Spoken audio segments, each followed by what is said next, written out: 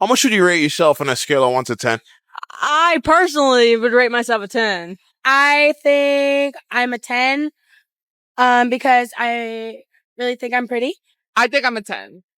I know I'm a 10. I'm confident that I'm a 10. I'm a motherfucking 10. Good for you. I'm a 10. I'm fat, but I'm a 10. Looks-wise, I'm probably like a 6. Personality-wise, 10. Oh, I'm gonna go low. I'll go 2. I don't give a fuck. We're so 10. We're 10. We back ourselves. We're confident. Realistically, like an 8. I was going to say an 8, yeah. 10. Without a fucking question. No. BMS, babe. Broke my scale. Broke my fucking scale. 10. 11. I would say I'm an 8. Solid. 10. You gotta believe in yourself. 10. I feel like if I'm being honest, I think I'm an 8. 10. Aww. 10. How much would you rate yourself on a scale of 1 to 10? On a scale of 1 to 10, I'm 10. I'm Hispanic and I got a fat ass.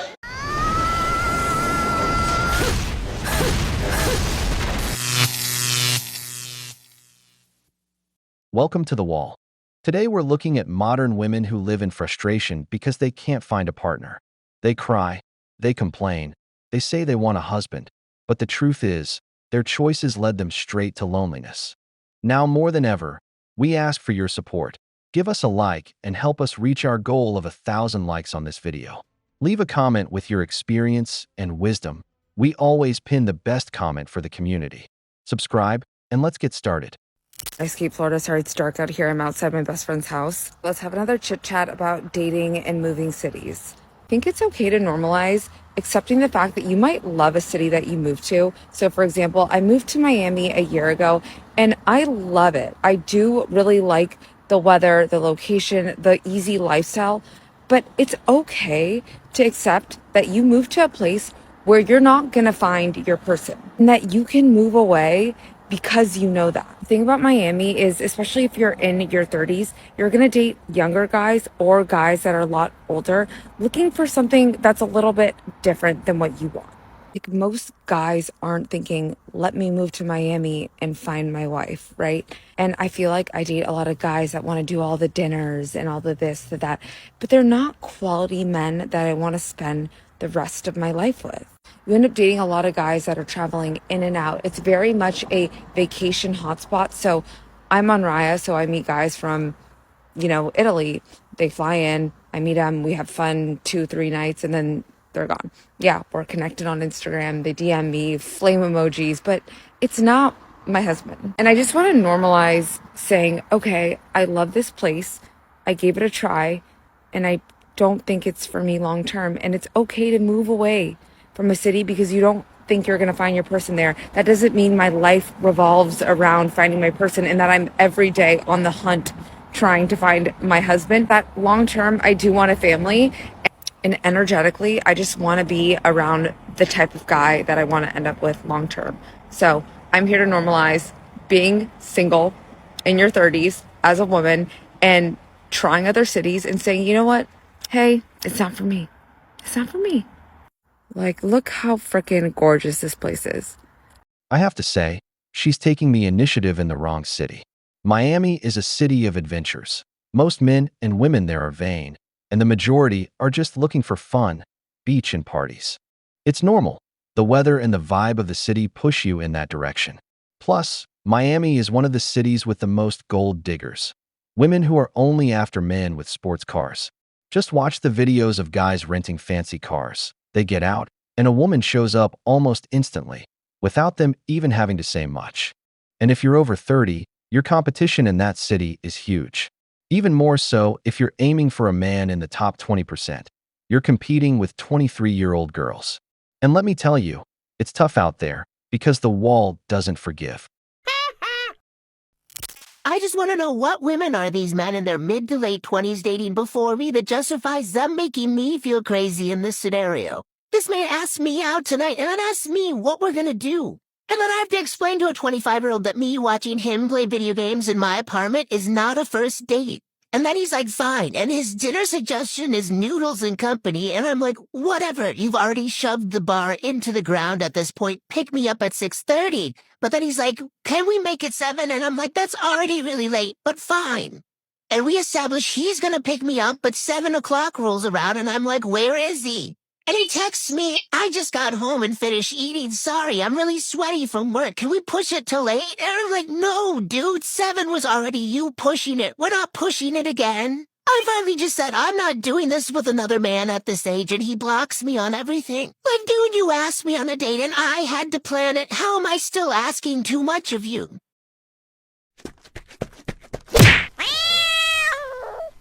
I'm so fucking tired of dating, which is fun, and generally I enjoy it. But I am tired of my weeknights being spent getting dressed up. I just want someone to come over and lay on the couch so I can feel someone's body heat.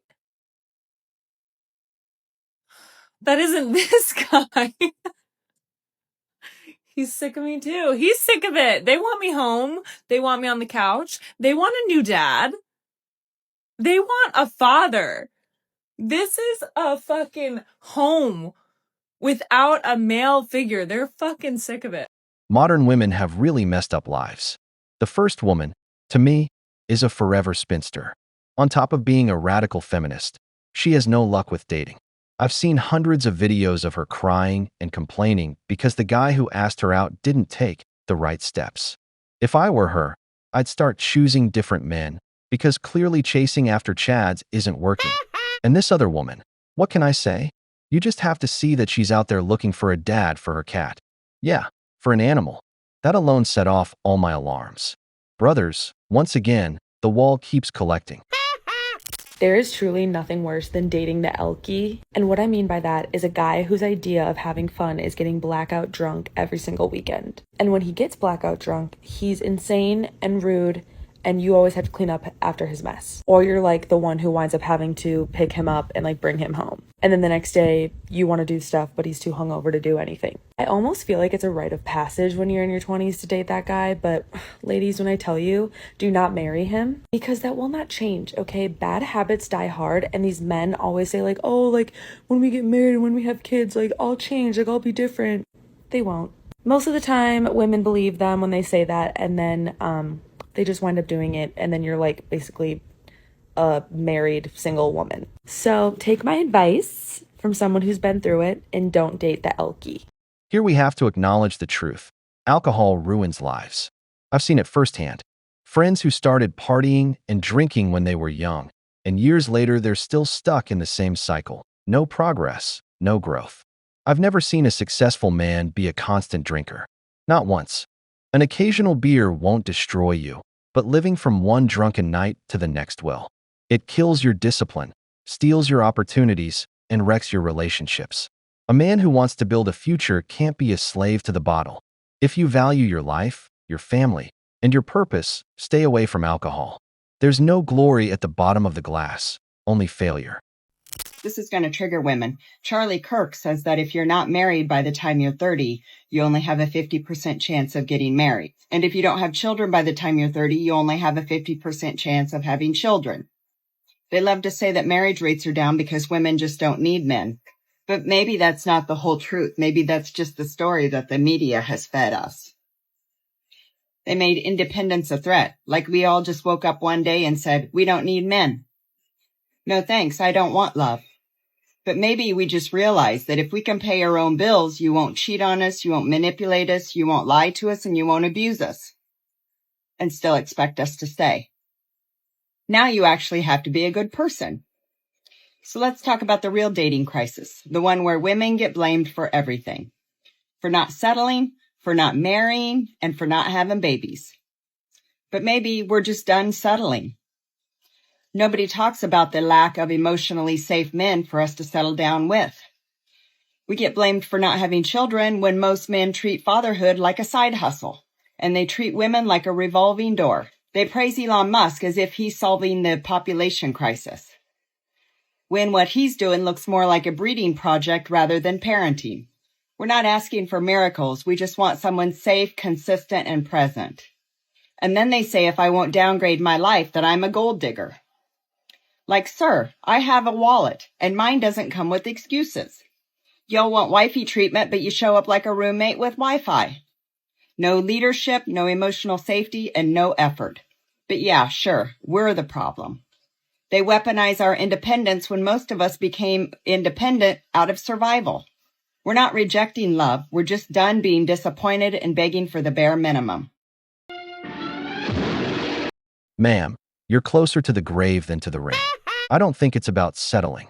What we're seeing here is a bitter woman, too old to keep up that act. What Charlie Kirk, rest in peace, said wasn't a lie. After 30, a woman only has a 50% chance of becoming a mother. Her chances of finding a husband are already low, and if you add her high standards to the mix, she's more likely to end up with a cat than a man. But one thing's for sure, the wall is coming for her, because the wall doesn't forgive.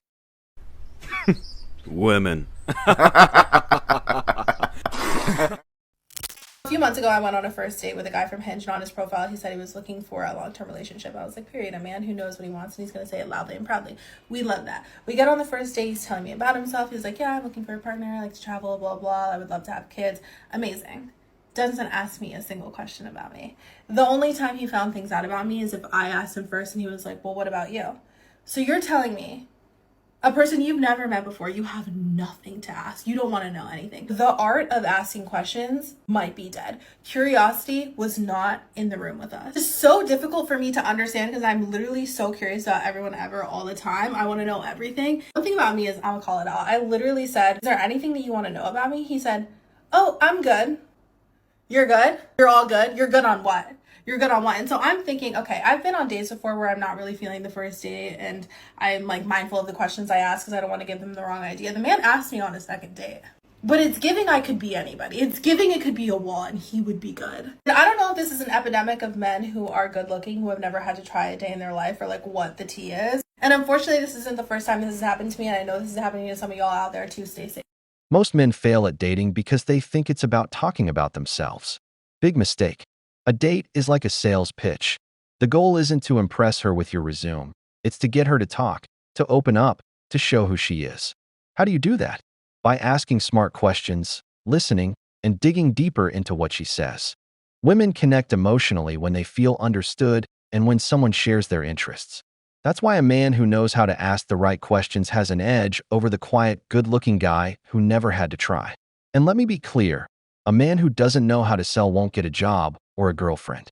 Learn to sell, because in life and in dating, you're always selling something. Your discipline, your vision, your value. A while ago, I did a video, and in that video I said about how lots of men are not in love or haven't been in love and have lied about it. And a bunch of you girls were saying, what do you mean by that? Like, what is this about? And I don't see many videos on this on social media, especially on TikTok. And something I don't think a lot of women realise, which is kind of a harsh truth to accept, and I think if a lot of men were honest with you, they would tell you this, they'd admit this. But lots of men either haven't been in love or are not in love with their partners. And I'm saying this from speaking to lots of men. And the amount of men that have said to me, yeah, actually, I've never really been in love. I've just sort of said it because I thought it was the right thing to say.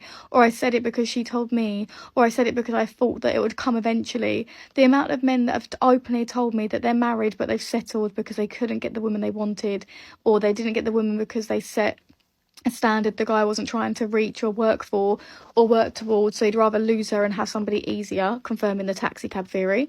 I know men that have been in love with women and they've got rid of them because they wasn't ready in time, and then again, taxi cab theory, they've waited for somebody who is wanting the same things around the same time as them, more strategy based rather than love based. Whereas lots of women, they won't be ready for a relationship, but they'll meet a guy, they'll fall in love and they'll make it work. Lots of men, they'll have the girl of their dreams, but they won't be where they want to be in life, so they'll get rid of her, spend the whole life being heartbroken, get a woman they don't truly love, waste her time and their own, and be kind of like miserable but keep it together for the kids. Another thing a lot of women don't realise, lots of men are in very unhappy relationships and marriages, but only stay for the children, thinking that that's somehow better, even though your kids can pick up on it, but that's a video for a different day, when they're not been in love. And the amount of men that I've dated and they've been like, yeah, I thought I was in love before, but actually I wasn't.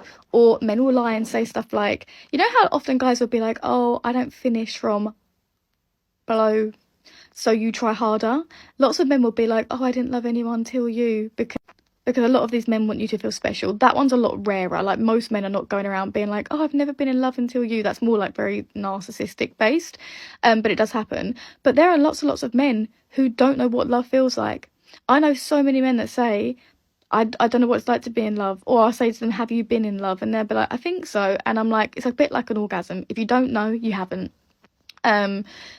And it's really sad. A lot of men are too scared to fall in love because they don't want to have that level of vulnerability, because it means they could be hurt. So instead they choose to be with women that they're either not going to fall in love with because it's safer, or they was in love when they were younger and it ended and they got hurt. So they just decide to emotionally distance themselves as they get older. And out of all the men I've spoke to, I would say 70% of those men have told me they said I love you and they didn't mean it. They said I love you to a woman because she said it first or because they thought it would develop. And unfortunately, as sad as it is, I'm not trying to be a negative Nelly and put a dampener on things, but there are lots of men that don't love their wives. Another reason why I like being single and wouldn't want to be with somebody unless we both equally loved each other. And I am very at peace with that decision, because as a woman, you know the amount of times where you go to bed stressing out as fuck, and most women I know that are stressed or in relationships, it's not worth it until you find somebody like you genuinely feel like you can make a go of things with. But yeah, a lot of men are very, very scared to be vulnerable, so don't even fall in love. And there are lots of men who lie and say they love you even when they don't, and I think that's really, really sad, but it's true. How many men this woman has dated, but if everything she said is based on her experience, it's been quite a few. I have to admit she's partly right.